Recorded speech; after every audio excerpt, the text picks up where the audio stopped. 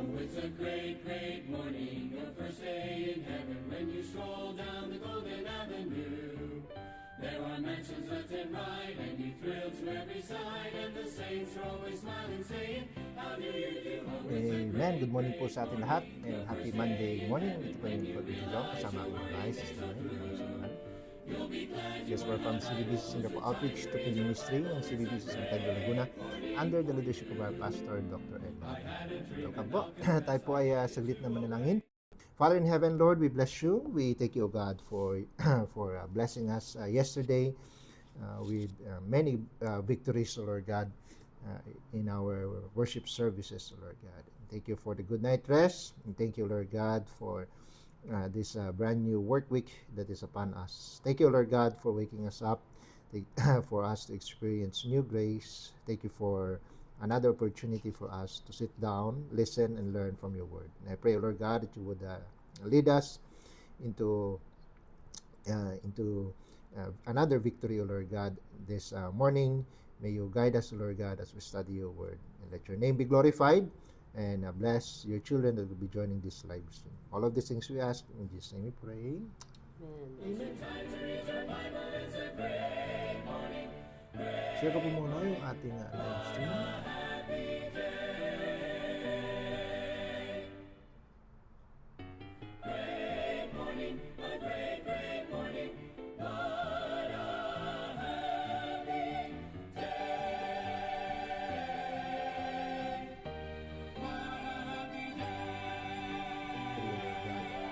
Morning. Okay, so now batiin natin ang ating mga kasama. We have Sister Joffin, good morning sa iyo. And also kay Sister Joanne, good morning. And then kay Sister Anlin, good morning. Also kay Mama Maris, hello Mama, and Buntag. Sister Jayan, good morning sa iyo. And thank you for joining. Alright, so with that, ay po muna dumako sa ating Proverbs reading. Today is the 18th of August, so we'll be reading from Proverbs chapter 18. Proverbs chapter 18. I read verse 1. Sabayan niyo po si Mrs. sa verse 2. Let's read responsively hanggang sa last verse. Alright? Hindi pa naman.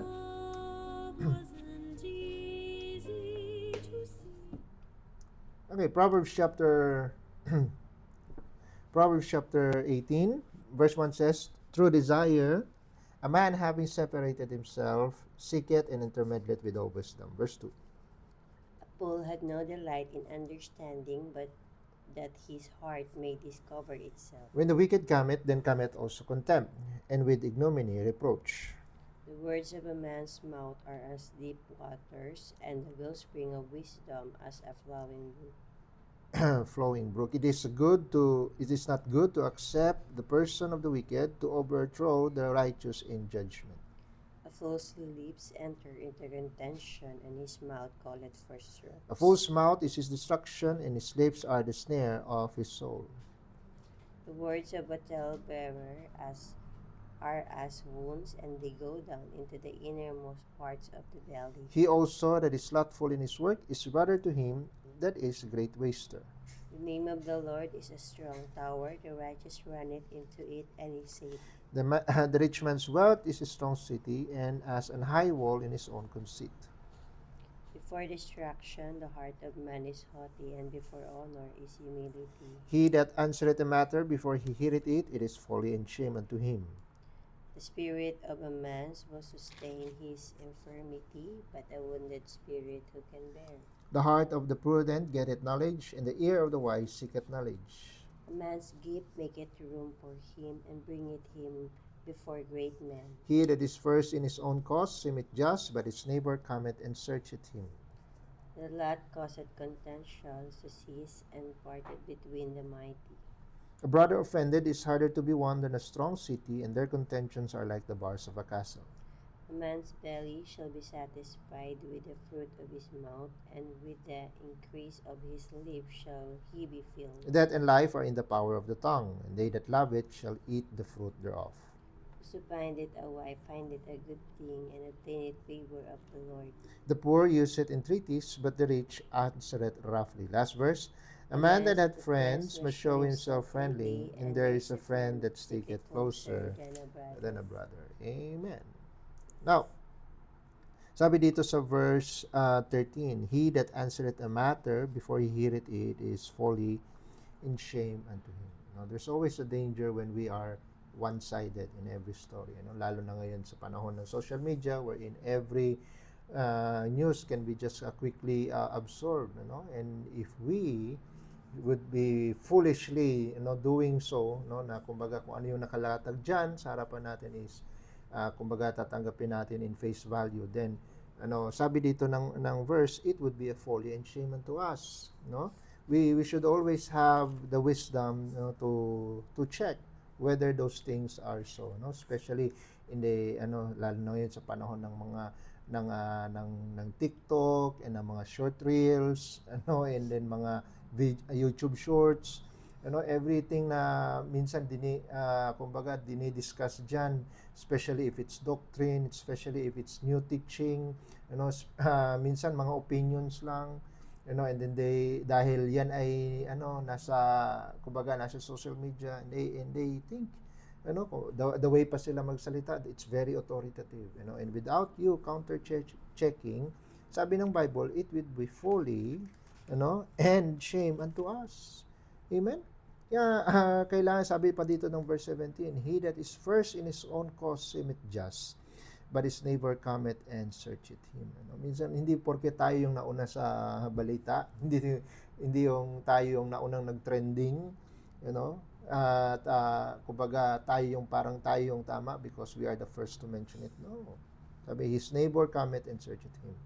There will be, it's us, the neighbors, who will come and search that person who claims that he is right in his own cause, or he is the first one in his own cause. So always have the wisdom. Wisdom is the principal thing. Amen. Type mo na line. Father in heaven, Lord, we bless you.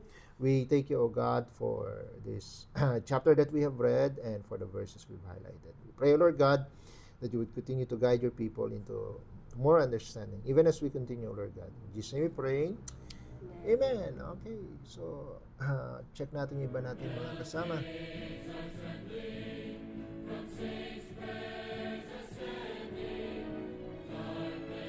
Okay. So, we have Nanay Rose Acosta. Hello, Nay. Good morning. Thank you for joining. Also kay Ma'am Casey. Good morning. Also kay Sister Jackie. Good morning sa iyo. And kay Miss Cadayona. Hello po, Ma'am. Good morning. Thank you for joining. Ma'am Rosa May Garcia. Hello po, Ma'am. Good morning. Sister Denya is also with us. Good morning. Sister MJ. Good morning sa iyo. And also kay Sister Ann Margaret. Good morning. Sister Jonalie. Good morning. Sister Tere. Good morning sa iyo. And also kay Ma'am Chona Valenzuela. Hello po, good morning. Welcome po sa aming live stream. And kay Sir June. Hello, Sir June. Good morning. Thank you for joining, praying na ikaw ay completely maka-recover. Manumbalik ka sa normal health. Alright? Amen. Sister Laila is also with us. Good morning. Okay, so with that, ay po'y dumako po sa ating message. Deuteronomy po tayo. Deuteronomy. Amen. Deuteronomy chapter 14. Deuteronomy chapter 14. Today is Monday, and ang pinag-uusapan po natin pag Monday ay ministry. Amen? And with regards to ministry, pag-uusapan po natin yung supporting the ministry. Alright? Anyway, hindi po, basahin po muna natin yung ating main text. Alright?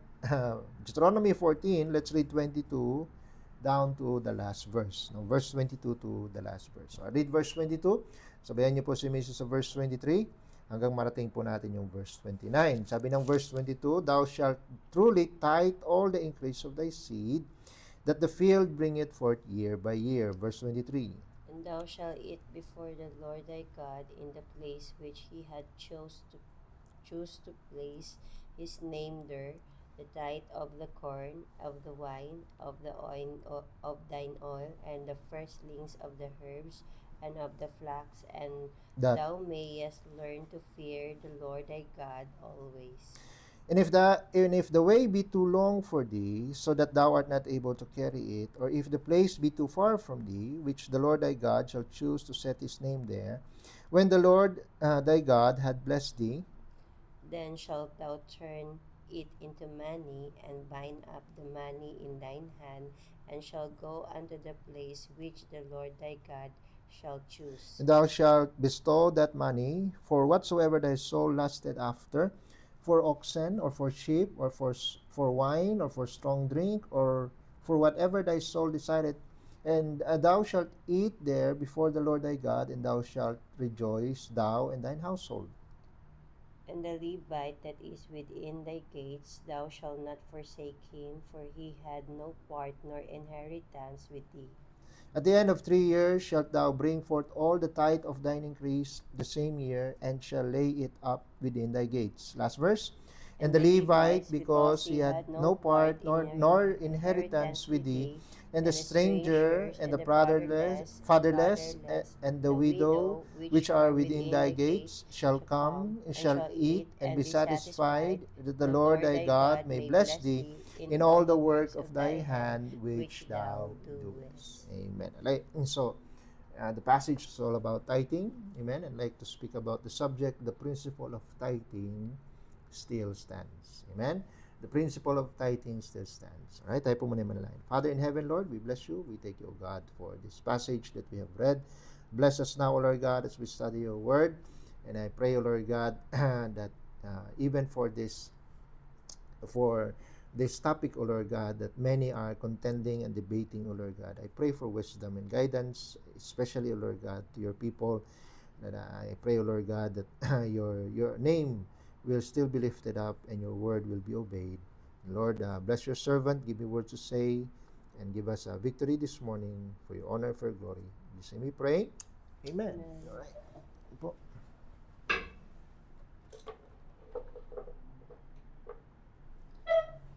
Okay. So, this is just to address one of the many objections regarding the topic of tithing, no? And one of the objections is, kumbaga hindi na daw ito kumbaga, since tithing, in the Bible is about is about supporting the Levites, who are who are serving in the tabernacle and in the temple, di ba? So since the tithes were kumbaga for the Levites, and dahil wala ng mga Levites ngayon, then sabi nila tithing is no longer valid. Then so, if you would look at it again in face value, kumbaga para bang may sense, right?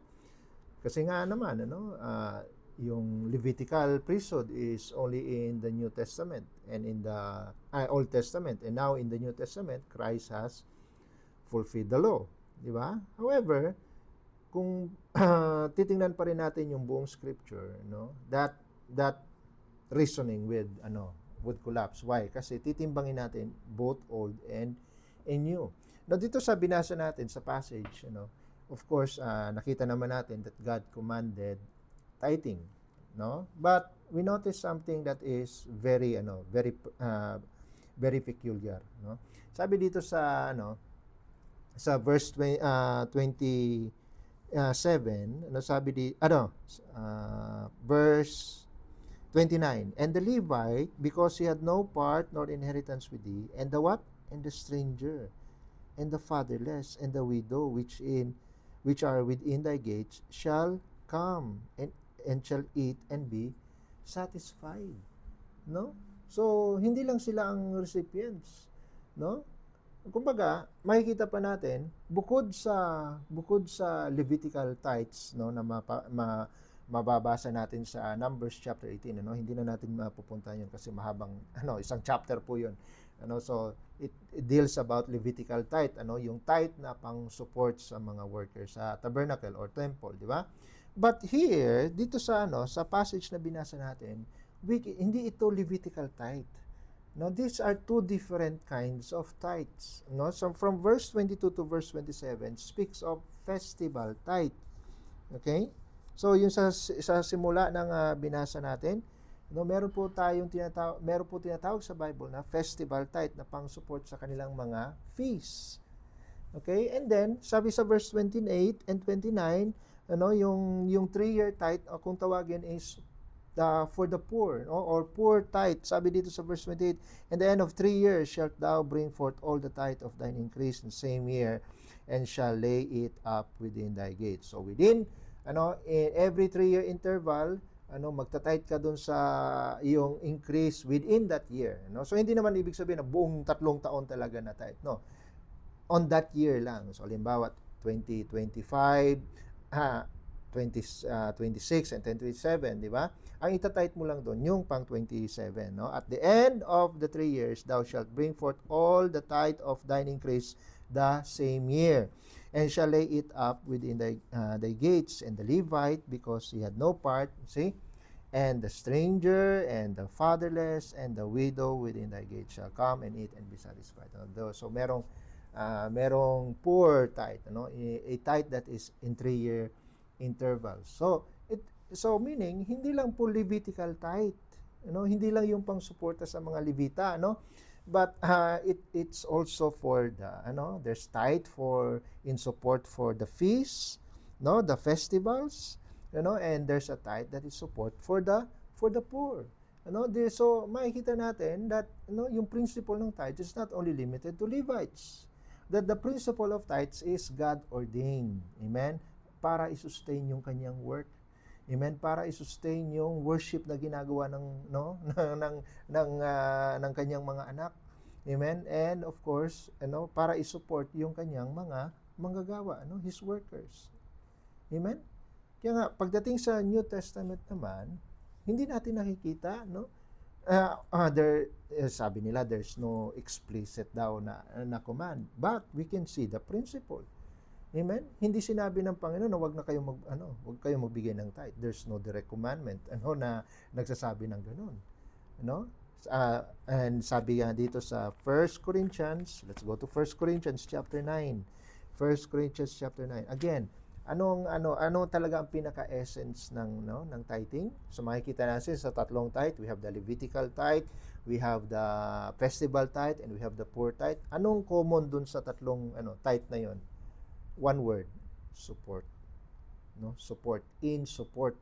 Amen? Sabi dito sa now in the New Testament, sa 1 Corinthians chapter 9 in verse 14, let's look at this. 1 Corinthians 9 in verse 14, sabi doon, "Even so hath the Lord ordained that they which preach the gospel should live of the gospel." Amen? Ikaw ay kung ikaw ay nagpi-preach ng gospel, you should be supported by the gospel. Amen? Kung yun ang ministry mo, you should be supported by your ministry. Amen? So, ganun yung, kumbaga, connected pa rin sa principle of supporting. Amen? Supporting those people who have surrendered their lives to serve the Lord. Amen? So that, hindi lang siya confined sa mga Levites. Kumbaga, na-extend pa siya from Levites now to the pastors and to the missionaries. The same principle of support applies. Amen? Kaya pag sinabi ng mga tao, tithing is not for today kasi wala ng mga Levites sa panahon ngayon. Hello? Hindi lamang po Levites ang concern ng tithes. Amen? But for everything that involves the work of God. Amen? And meron pa nga silang common objection na kumbaga ang tithes daw ng Old Testament ay pang crops, pang harvest, so yung tinatithe daw ay mga bunga, bunga ng kanilang pananim. But balikan natin yung ating text. Balikan natin yung ating text. Tingnan niyo kung pang agriculture lang ba or pang harvest lang talaga yung tithes. Now, look at this in verse 24. "And if the way be too long for thee, so that thou art not able to carry it, or if the place be too far from thee, which the Lord thy God shall choose to set his name there, when the Lord thy God hath blessed thee," ano sabi ng verse 25? "Then thou shalt turn it into money. And bind up the money in thine hand, and thou shalt, no, bind the money in thine hand, wag mo nang pakawalan. Amen? No? And thou shalt go unto the place which the Lord thy God shall choose. No? Kung anong, sabi ng Panginoon, kung saan mo dapat ilatag ang iyong pera. Bilang, kasi yung tithes, of course, in the Old Testament, ang kanilang main na kabuhayan is agriculture. So therefore, yung kanilang tithes is in the form of agriculture. Pero kapag practical lang, kung masyadong mabigat yung harvest, so kapag masyadong sagana, sabi ng verse, turn it into money. Amen. And go to the place where God would choose, para sa gathering ng tithes, whether kung yan ba ay sa mga Levites, then dalhin sa tabernacle, kung yan ba ay pang festival, then dalhin dun sa sa designated place. Kung yan ay para sa mga poor, then dalhin dun again sa designated place, dinesignate ng Panginoon. The same principle, and that same principle applies. Amen? Sabi ng gather all, sabi ni Paul, in the first day of the week. Amen? That there be no gatherings till I come. Amen? Kumbaga, and again, ang main kabuhayan natin ngayon, hindi naman crops, hindi naman ang main kabuhayan natin is currency. Amen? And so therefore, ang ibibigay natin na tithes is in the form of currency. Amen? So, ang daming mga objections. But, the bottom line is that they reject the timeless principle, amen, of sustaining or supporting the work of God. Amen? By giving, through the giving of His people. Amen? Kaya nga, pag natin yung So, na natin yung Levitical tithes, kasi yung sa Malakay chapter 3, di ba? I mean, in Numbers and then in Malakay, di ba? Pero pag-usapan natin yung principle behind the festival tithe and the poor tithe, okay? And sa New Testament. Number 1. So let's go to the points. Number 1. The festival tithe shows that God's work needs participation. Amen? The word there is participation, no? So, yun yung makikita natin from verse 22 to verse 27. Thou shalt truly tithe all the increase of thy seed, and the field bring it forth year by year. And thou shalt eat before the Lord thy God in the place which He shall choose to place His name there, in the place. And the tithe of the corn, the tithe of thy wine and thy oil, and the firstlings of thy herd and of thy flocks, and thou mayest learn. Again, tithing is about fearing God. Amen? If the way be too long, yun yung binasa natin. Amen?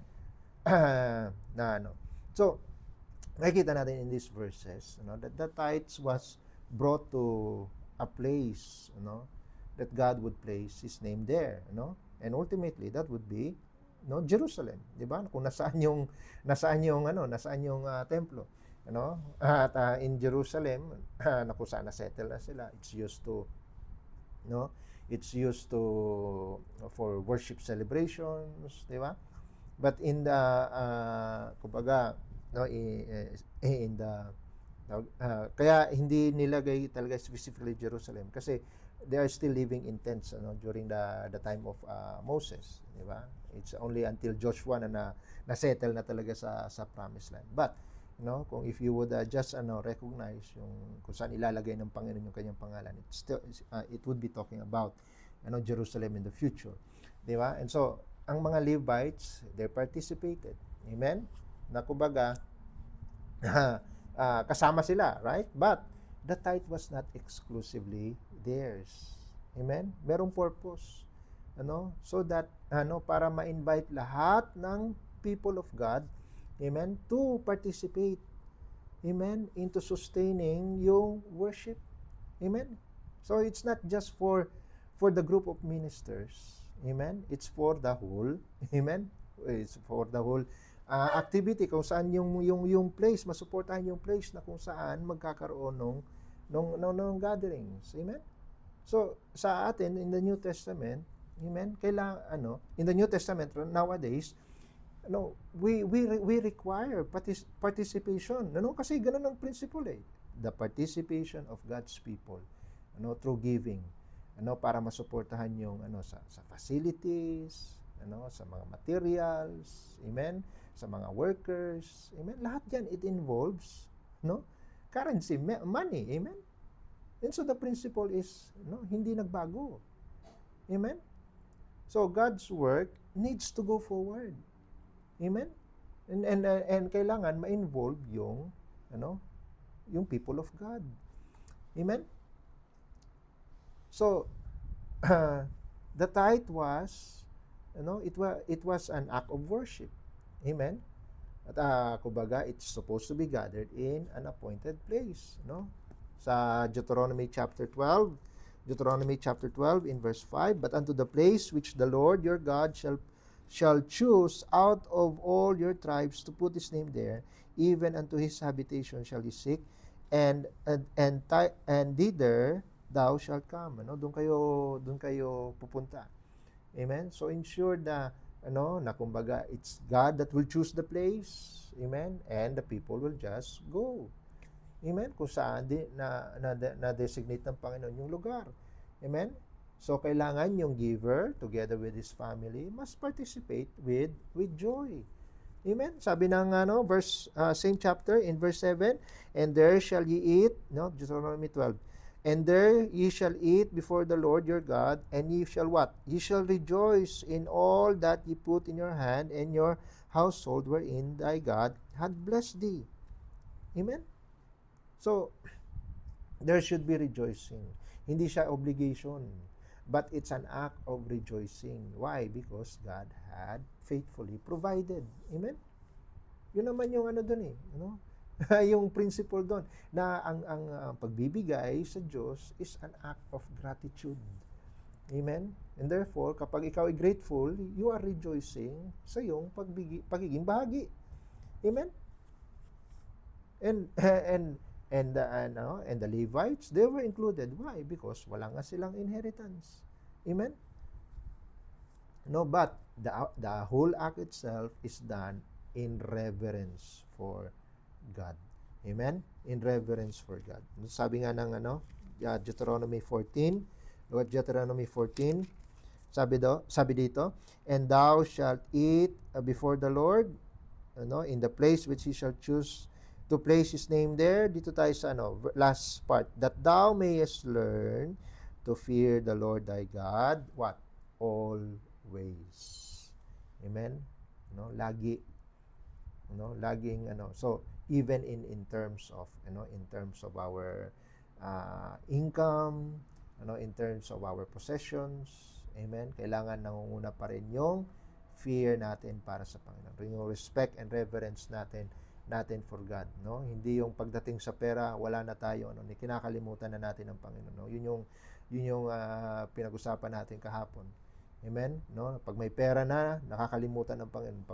Pag walang pera, sige, nagmamakaawa sa Panginoon. Amen?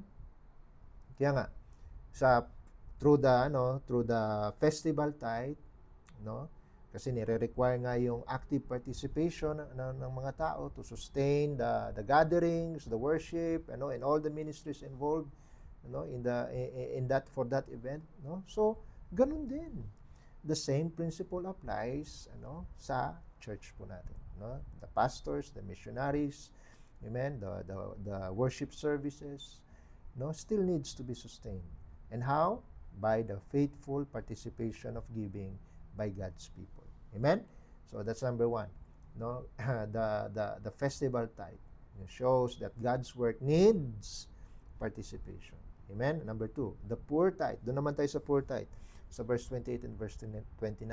The poor tithe shows that God's compassionate provision. Amen?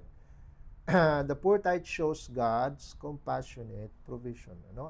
Ang Panginoon nagpro-provide para sa mga dumadaan ng hirap. Amen? And yan ay kinukuha, amen? Out of the poor tithe. Amen? In every 3-year intervals, there's a tithe that's stored locally for who? sabi ng verse 29, for the Levite, for the stranger, for the fatherless, for the widow. Amen? So this is a ministry of mercy. Amen? A ministry of compassion. At ni-ensure na walang nale-left behind, walang nane-neglect, in the community. Amen? So it's not just about the temple, it's about God's people caring for the needy. Amen? And it's done through what? Through organized and intentional giving. Organized giving. Amen? So, makikita natin yung purpose, na kumbaga, it's beyond, yung temple service, it goes towards the ministry of mercy. So, makikita natin, that the poor tithe, help those that are, without property. Kagaya na lang ng mga Levites. Amen? They are serving full-time, sa tabernacle. They are serving full-time sa temple. But they still need, because they are full-time, they need financial support. Amen? Kaya look at Deuteronomy chapter 18. 18 in verse 1, the priests, the Levites, and all the tribe of Levi shall have no part nor inheritance with Israel. They shall eat the offerings of the Lord made by fire and his inheritance. Amen? So, they shall eat the offerings. Kung ano yung in-offering dun sa sa templo. Amen? Made by fire. And by his inheritance. So, yan ay, again, in support para sa kanila. The tithe is not only for them, but also for the stranger. Amen? Sabi ng Deuteronomy chapter 10 in verse 19. Deuteronomy chapter 10 in verse 19. Sabi dito, love ye therefore the stranger. Why? For ye were strangers in the land of Egypt. Amen? Same, kayo nga di ba? Naging strangers din kayo. So, show mercy to the strangers. Amen?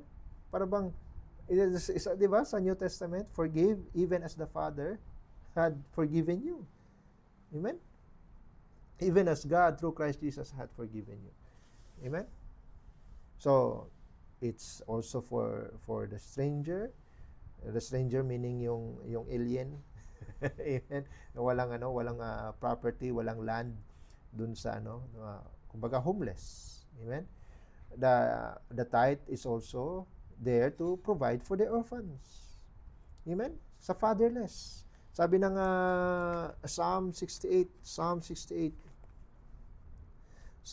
68 in verse 5. Psalm 68 in verse 5. Sabi dito, the father of the fatherless and a judge of the widows is God in his holy habitation. God has a special concern for the fatherless, for the orphans. Amen? And tayo bilang the people of God, even sa by principle in the Bible, tayo bilang mga tao ng Diyos, we should also have that special concern. Amen? So, merong compassionate provision. Amen? Even for the widows. Amen? Yung mga wala ng provider. Amen? Kailangan din ng care galing sa mga tao ng Diyos. Amen? Honor the widows. Di ba? Nabanggit yan sa ni Paul. Honor the widows that are widows indeed. Amen? So, makikita natin through the poor tithe. Amen? The tithing, more than just the operations within the house of God. It fueled yung mga ministries of compassion. Amen? Mga ministries like missions. Amen? Mga community outreach. Amen? Na hindi and it is set aside, kumbaga ito ay set aside, hindi kasama ito sa sa mga tithes para sa mga Levites, but for the poor. Amen? So it shows na yung tithes ay also for support for the temple, for support for the poor. Amen? For support for the for the festivals. Amen? So, the tithe is, it shows the principle of participation, the principle of provision. Amen? And let's go to point number 3, the last point. Amen? So we have the two kinds of tithes aside from the Levitical tithe. No? So point number 3 is that, let's go to the New Testament naman. The New Testament confirms, number 3, the New Testament confirms the same principle. The same principle. No? Yung binasa po natin kanina sa 1 Corinthians 9. 1 Corinthians 9 in verse 14. 1 Corinthians 9 in verse 14. Ano sabi dito? Even so hath the Lord ordained that they which preach the gospel should live by the gospel. Ano yung even so na yan? Saan galing yan? Sabi dyan sa verse 13, Do ye not know that they which minister about holy things live off the things of the temple? No? Speaking of the Old Testament. No, that they which minister about holy things, no? Yung mga priests, mga Levites, no? Live of the things of the temple. Doon sila nabubuhay sa provisions sa doon sa temple. And they which wait in the altar are partakers with the altar. Amen? So, yung mga nagsiserve doon sa altar, wait means serve. Those that wait at the altar, they are what? Partakers with the altar.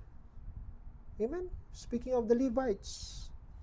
So, even so, verse 14, even so, meaning, in the same way. In the same principle. Even so, hath the Lord ordained that they which preach the gospel, kasi yun yung ministry mo, should live off the gospel. Amen? So kung ano yung mga bagay at mga tao na involved doon sa iyong ministry, doon ka yun yung ikakabuhay mo. Amen? Kasi doon mo na binigay ang buhay mo eh. Amen? So in the same way, binigay na ng mga Levites yung kanilang sarili for temple service. Amen? And so ganun din, lahat ng ministries involved sa church, in support of the pastor, the church workers, sa kanilang bills, sa kanilang daily consumption. Hello? Kailangan niya ng support. And so, they that preach the gospel should live of the gospel. Amen? In the same principle, magkaiba lang ng form, magkaiba lang ng format. Amen? Wala nang Levites, but instead of Levites, we now have pastors, we now have missionaries, we now have mga evangelists, we now have full-time church workers. They are living of the gospel. Meaning, their needs must be met by those who receive the spiritual benefit ng kanilang labor. Amen? Even so. Sabi nga ng verse, sabi ng verse 11, same chapter, verse 11. If we have sown unto you spiritual things, is it a great thing if you shall reap your carnal things? Amen? Sabi ni Paul, kung kami ay nag-minister sa inyo through spiritual, di ba? Dapat ba dapat din maging tawag nito, mag-struggle materially? No. Meron namang way na para suportahan, then let's support. Amen? But ayun nga, kailangan ng faithfulness and cheerfulness at in the side of the giver. Amen?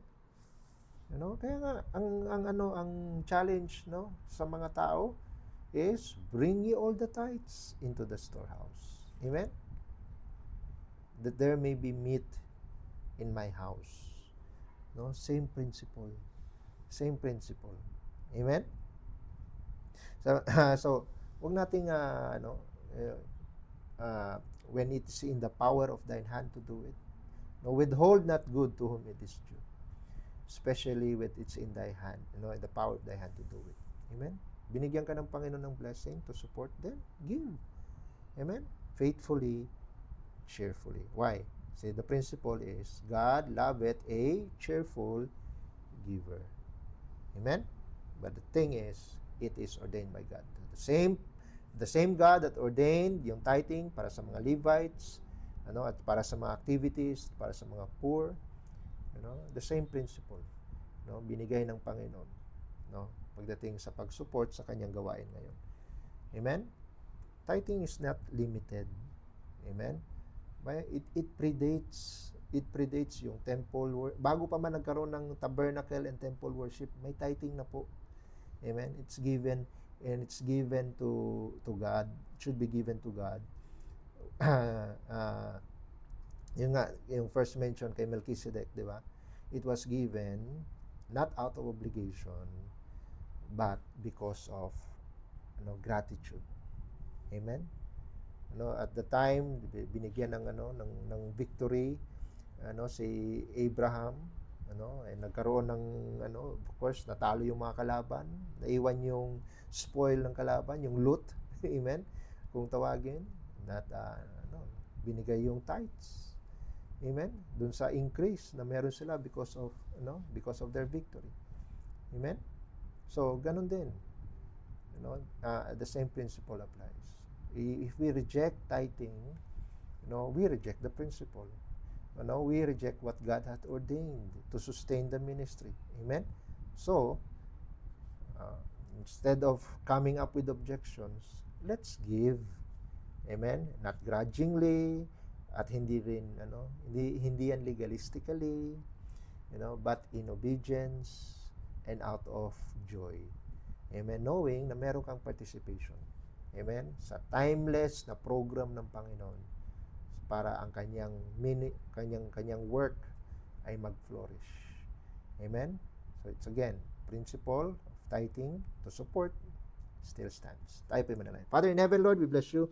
We thank you, O God, for what we have learned this morning. Thank you, O Lord God, for your word.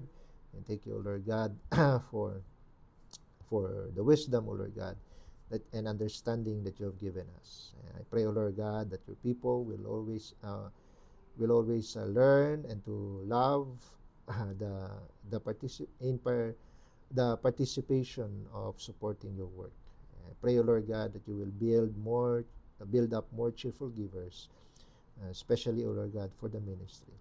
Thank you, Lord God, for your word. We give you back the glory. In Jesus' name we pray. Amen and amen. Alright. I hope naging blessing po ang message natin ngayong umaga. Okay, batiin natin ang ating mga kasama. Again, we have Sister AJ. Good morning sa iyo. And also kay Ma'am Irene and Brother John Ray Hamon from Minsayap ng Buntag. We have Ma'am Sunny Gahaton. Good morning. Ma'am Sir Randy and Ma'am Jane Esguera. Hello po. Good morning po sa inyo. And we have Sister Cathy Lunda. Good morning. Thank you for joining. Mama Ibing. Hello Mama. I'm Buntag. Thank you for joining. Regards sa atong mga loved ones. Kay Nanay Agnes. Hello Nay. Good morning. Thank you for joining. Sir Roel Hementera. Sir, good morning. Good morning din po sa ating mga kapatiran din sa outreach sa Taiwan. Ma'am Mary Jean Nieva. Hello po. Good morning. Sister Dinah. Good morning sa iyo. Deserving of his favor, yet in his favor live. Shackled by my sin and Sir shame. Jason Aroy. Good morning po. Thank you for joining. Blinded by this world's delight. Kay Ma'am Christina Diita. Good morning. Lacking strength to hold to him. Mr. Mike Beroya. Sir, good morning. Thank you for joining. Also kay Ma'am Juliet Alpha. Good morning po sa inyo. Kay Sister Carol May Baltasar. Good morning. Kay Sir Jaire Jade from Davao. Good morning. Thank you for joining. Sir Jover Morillo. Good morning po. Thank you for joining. Amen. Alright, so dyan po nagtatapos ang ating morning devotion. Magkita-kita po tayo sa Wednesday morning for our next live stream. So yung itong ating morning devotion ay MWS naman po, especially sa mga bago. Ngayon lang po kayo naka-join. Magkita po tayo muli sa Wednesday. Amen. Tayo po ay magwakas sa panalangin.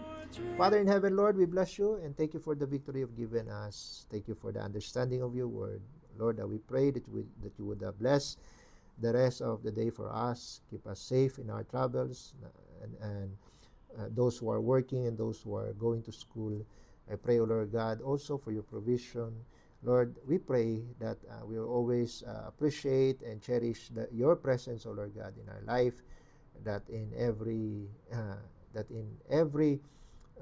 way, O Lord God, we will always learn to give you thanks, especially for the victories that you have prepared for us for the rest of the day. And Lord, bless the message that we have heard. Bless this morning devotion. Bless the outreach. Bless the members. Bless our pastor. Thank you, Lord God, for your word. And we give you back all the glory. In Jesus' name we pray. Amen and amen. All right. Thank you po for joining. God bless you all. And we are